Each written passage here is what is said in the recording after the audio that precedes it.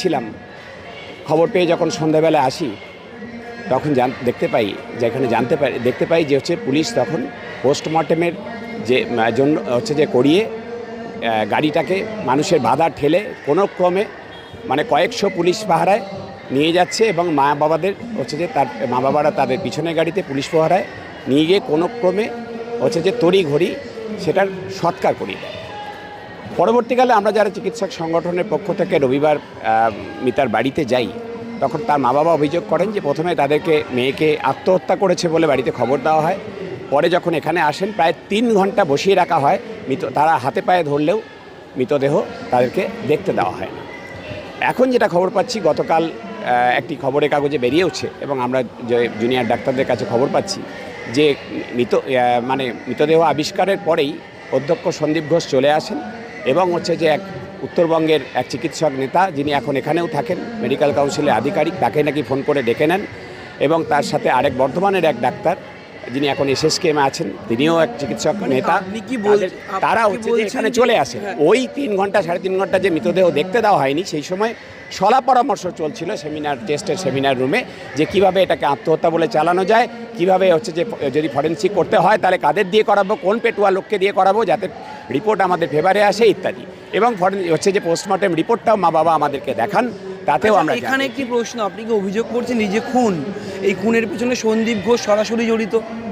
না, সরাসরি জড়িত কিনা সেটা তো পুলিশ বলতে পারেনি, এখন সিবিআই বলতে পারবে। কিন্তু আমরা যে অভিযোগ করছি, উনি অন্তত দোষীদের আড়াল করার, ধামাচাপা দেওয়ার চেষ্টা করেছিলেন, এটা তো পরিষ্কার।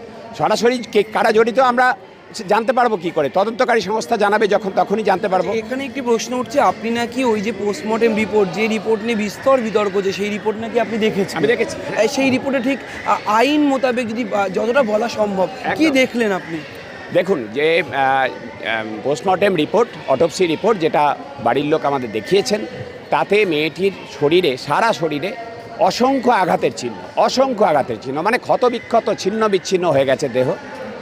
যদিও তারা পোস্টমর্টেমে লিখেছেন কোনো ফ্র্যাকচার নেই, কিন্তু আমি জানি না ডেড বডির ইমেজিং বা এক্সরে করা হয়েছিল কিনা, হোল বডি ইমেজিং। কিন্তু যা এক্সটার্নাল ইনজুরি, মুখ থেকে, নাক থেকে, চোখ থেকে তার রক্ত বেরোচ্ছিল, নাক থেকে, মুখ থেকে, প্রাইভেট পার্টস থেকে রক্ত বেরোচ্ছিল। এবং যে যখন ডিসেকশন করা হয়, তার খুলির ভিতরে, নিচে, দুপাশে, সামনে, মাঝখানে সব জায়গাতে জমাট বাঁধা রক্ত, অর্থাৎ হেমারেজ পাওয়া যায়। তার যে স্পেসিমেন যা নেওয়া হয়, সেখানে যে লিপ সোয়াব, নিপল সোয়াব, অ্যানাল সোয়াব, ভ্যাজাইনাল সোয়াব, তার সাথে যে অর্গান যেটা নেওয়া হয়েছে, সেখানে বলা হয়েছে একটা সাদা থকথকে তরল পাওয়া গেছে এবং পুরো স্পেসিমেনটার ওজন 151 গ্রাম। আমরা জানি যে দেখা যাক সেটা ল্যাবরেটরি বলতে পারবে সেটা সিমেন্ট কি না, সিমেন্ট হলে একজনের না একাধিক জনের। কিন্তু এই nature of injury, extent of injury এবং যা যা নেওয়া হয়েছে, তাতে আমাদের ধারণা যে একজন, এর পিছনে পুলিশ যেটা বলার চেষ্টা করছিল প্রথম থেকে, এই ধৃত সঞ্জয় রায় একমাত্র অপরাধী। এবং কেউ দাবি করছিলেন তার 7 দিনের ফাঁসি হোক, কেউ বলছিলেন 3 দিনের এনকাউন্টার হোক। সেটা হয়তো প্রকৃত অপরাধীদের আড়াল করার জন্য হতে পারে। জোরালো সম্ভাবনা রয়েছে যে অন্য আরও অপরাধীদের এতে যুক্ত থাকার। পোস্টমর্টেম রিপোর্ট থেকে সেটা পরিষ্কার, ঘটনা ফর্ম থেকে সেটা পরিষ্কার। এবং যে এভিডেন্স ট্যাম্পার করা, আমরা প্রথম থেকে বলেছিলাম সন্দীপ ঘোষকে হেফাজতে নিয়ে জেরা করা হোক, কিন্তু তা না করে তাকে ছেড়ে রাখার জন্য যেটা হলো, কয়েকদিন পর রেনোভেশনের নামে তার মৌখিক অর্ডারে ক্রাইম সিনের ওখানটাতে ভাঙার একটা প্রক্রিয়া শুরু হয়। খবর পেয়ে সেটা আমরা আন্দোলন করে সেটাকে থামিয়ে দিতে পারি।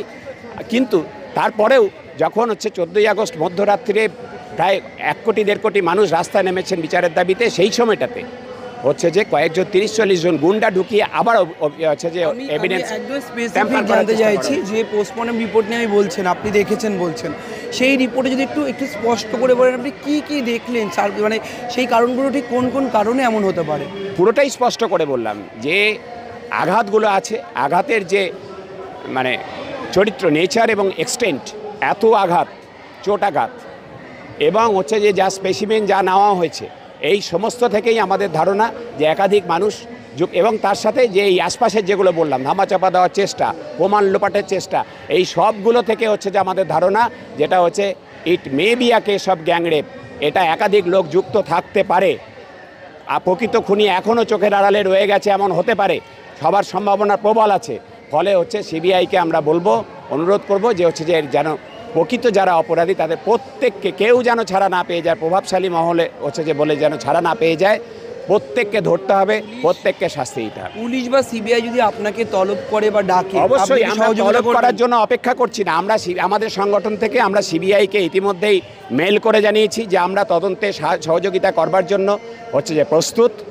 আমাদের কিছু পয়েন্ট বলার আছে, সিবিআই যাতে আমাদের সংগঠনকে ডাকে সেটা বলেছি আমরা। একই রকমভাবে হাইকোর্টে পুলিশের তো এখন কোর্টে তো পুলিশ তো ব্যর্থ হয়েছে, পুলিশের হাতে এই তো নেই এটা। পুলিশ যদি এখন এটা নিয়ে হচ্ছে যে কিছু বলতে আসে সেটা অনধিকার চর্চা হবে, বা এখন আদালতে বিচারাধীন এবং সিবিআইয়ের তদন্তাধীন।